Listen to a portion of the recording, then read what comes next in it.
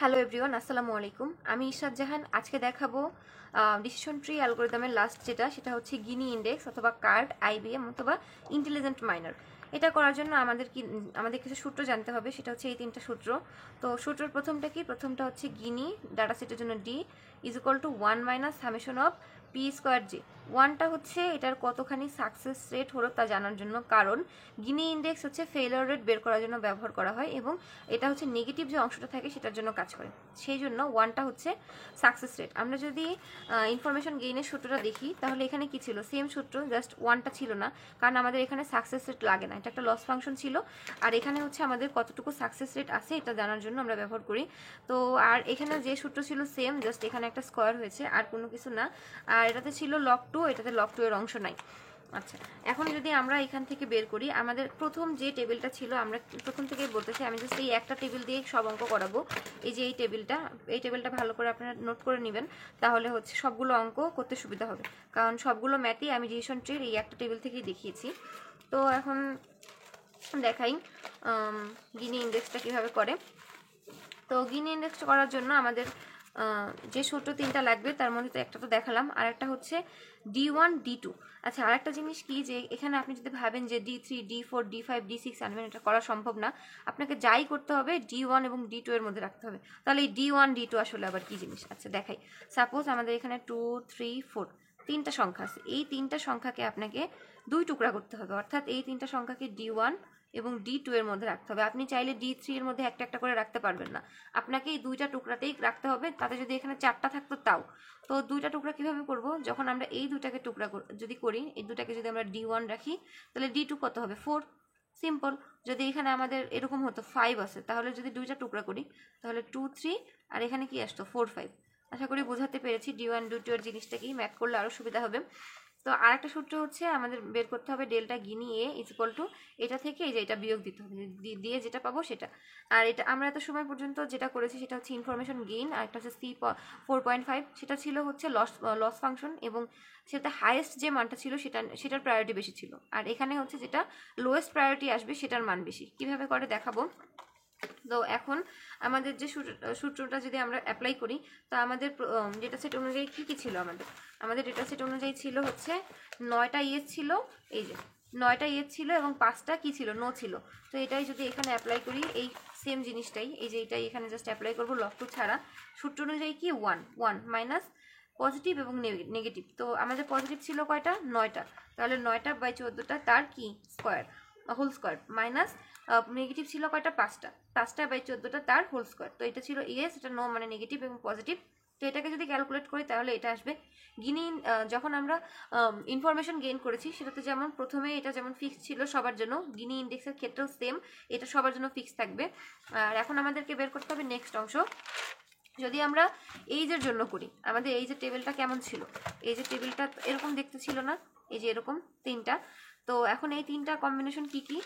একটা হচ্ছে এইজের জন্য, একটা হচ্ছে 30, একটা 31 থেকে 40, আর একটা হচ্ছে 40। এই তিনটাই তো ছিল না? এই যে এই তিনটা কম্বিনেশন ছিল।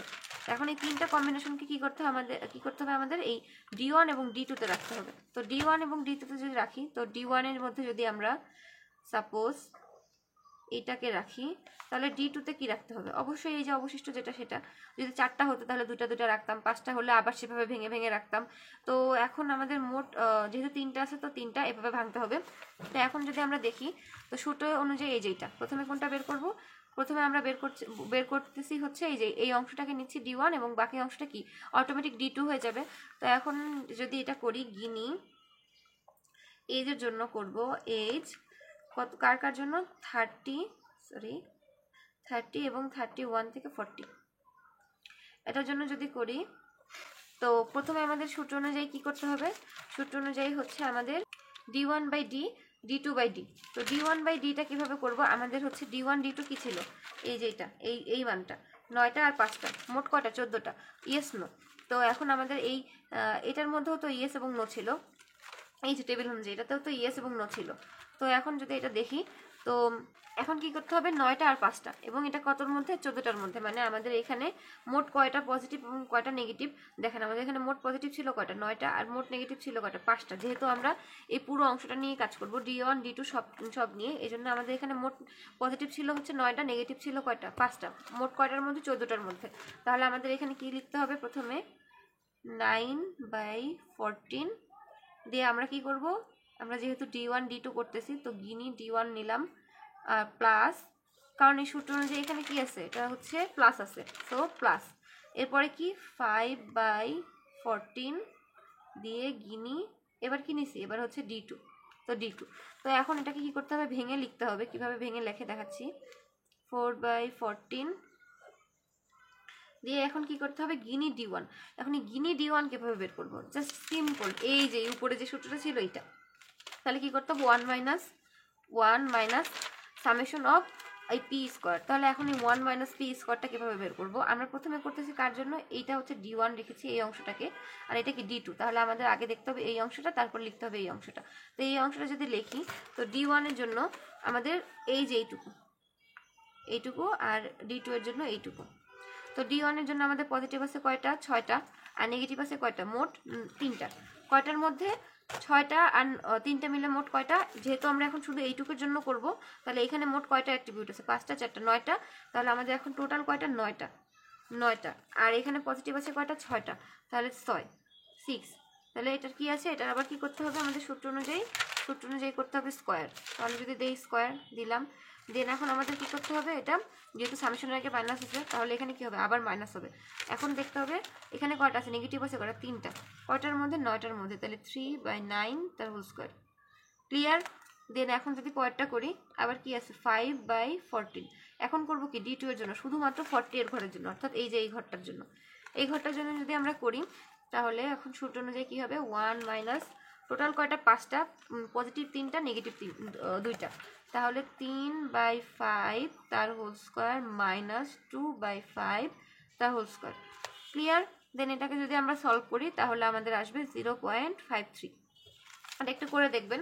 তো এটা ছিল হচ্ছে প্রথমটার জন্য, যেহেতু আমাদের এখানে 3টা কম্বিনেশন আছে, সো এই 3টা কম্বিনেশন থেকে যদি আমরা সেকেন্ডটা করি, তাহলে কি আসে, এটা হওয়া উচিত। যদি আমরা নেক্সট যেটা করব তখন এটা, অর্থাৎ 3টা কম্বিনেশনের জন্য আমাদের 3বার করতে হবে।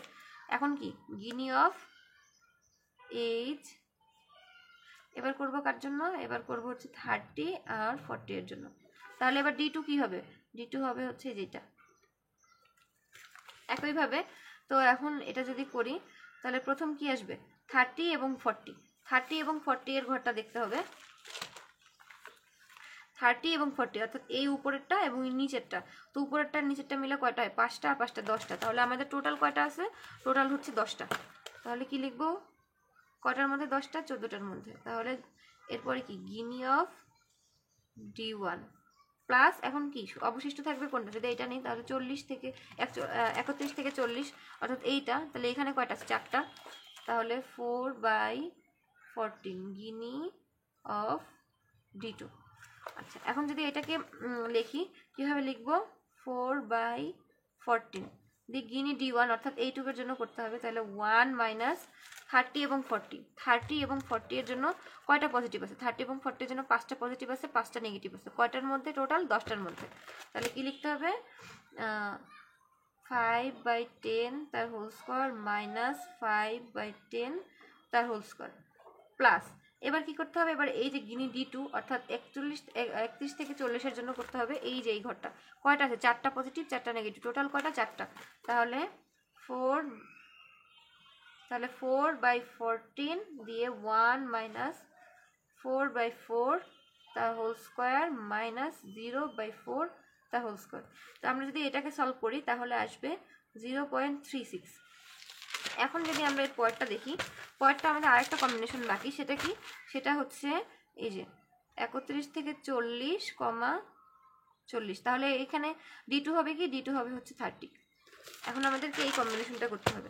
এই কম্বিনেশনটা যদি করি আমরা, গিনি এইচ, এবার কোন কম্বিনেশনটা, এবার হচ্ছে 31 40, 31 থেকে 40, আর একটা কি একটা হচ্ছে 40। এটা যদি করি তাহলে আমরা সেম ভাবে সলভ করব। সেম ভাবে সলভ করলে আমাদের টোটাল ভ্যালু আসবে হচ্ছে 0.38।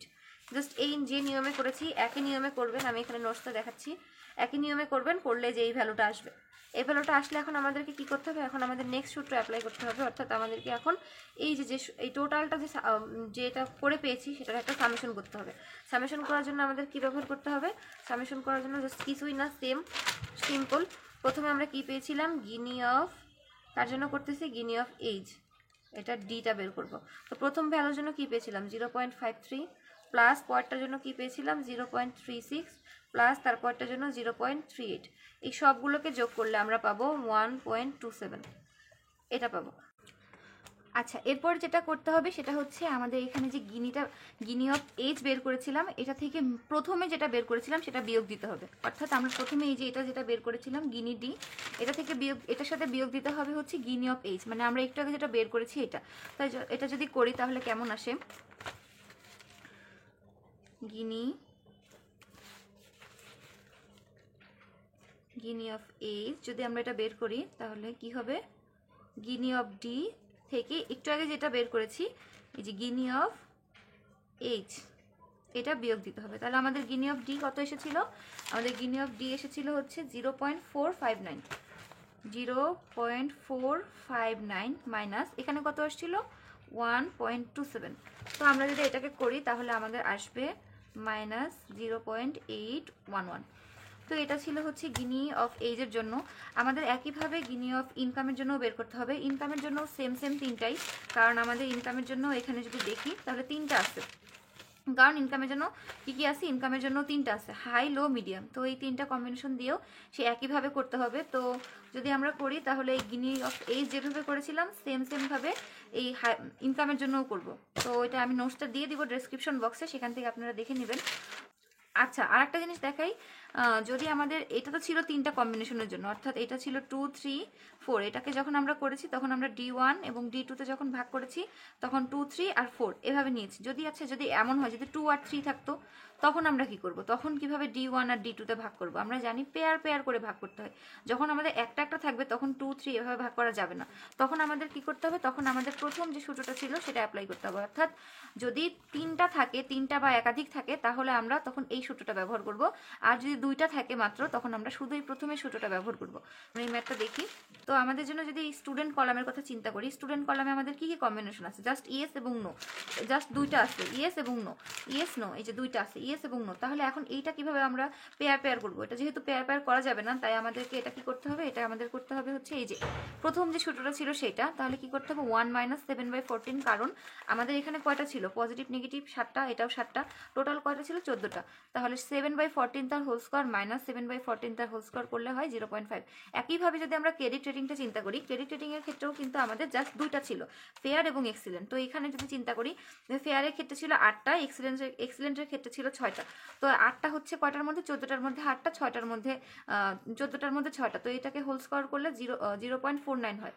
এখন আমাদের এখান থেকে দেখতে হবে গিনি ইন্ডেক্স হচ্ছে সবসময় লোয়েস্ট মানটা নিয়ে কাজ করে। তা আমাদের এই পুরো ম্যাথটা সলভ করার পর আমরা সব থেকে কম কোনটাতে পেয়েছি সেটা হচ্ছে আমাদের নিতে হবে। তো ডিসিশন ট্রি স্প্লিট করার জন্য নিতে হবে। তো আমরা এখানে দেখতে পাচ্ছি -0.811, এটা সব থেকে কম আসছে, সব থেকে লোয়েস্ট আসছে। তাহলে আমরা লিখে দিব যে লোয়েস্ট ভ্যালু এইটা, যেটা হচ্ছে কোনটার মধ্যে কারেসপন্ডেন্ট অবস্থা আছে। এই মানটা আমরা কোথায় পেয়েছি, বা এখানে যে মানটা পেয়েছি সেটা আমরা কোনটাতে পেয়েছি, এটা আমরা পেয়েছি কোথায়, এই যে। একটা জিনিস মনে রাখতে হবে, ইনফরমেশন গেইন এবং C4.5 অ্যালগোরিদম কিন্তু হাইয়েস্ট ভ্যালু নিয়ে কাজ করে, বাট গিনি ইন্ডেক্স হচ্ছে সব থেকে ছোট যে ভ্যালুটা আসছে সেটা নিয়ে কাজ করে। তো আমাদের ফুল ম্যাথ করার পর আমাদের দেখতে হবে সব থেকে লোয়েস্ট মান যেটা আসছে, সব থেকে লোয়েস্ট মান যেটা আসছে সেটা নিয়ে আমাদের এভাবে লিখতে হবে যে লোয়েস্ট ভ্যালু হচ্ছে যেটা আসছে সেটা, এবং সেটা কোথায় কারেসপন্ডেন্ট অবস্থা আছে। যেমন এটাতে আছে এই যে, এটা যদি অন্য কোনোটাতে আসে সেটা লিখতে হবে, এবং ডিসিশন ট্রি সেটার উপরে বেস করে স্প্লিট হবে। তো এই ছিল মোটামুটি ডিসিশন ট্রি 3টা অ্যালগোরিদম। আপনাদের যদি কোনোটা বুঝতে অসুবিধা হয় আমাকে কমেন্ট করতে পারেন, আমি ইনশাল্লাহ রিপ্লাই দিয়ে দেবো। তো ভিডিওটা দেখার জন্য সবাইকে ধন্যবাদ, এবং আমার ভিডিও ভালো লাগলে আমার চ্যানেলকে সাবস্ক্রাইব করবেন। আসসালামু আলাইকুম।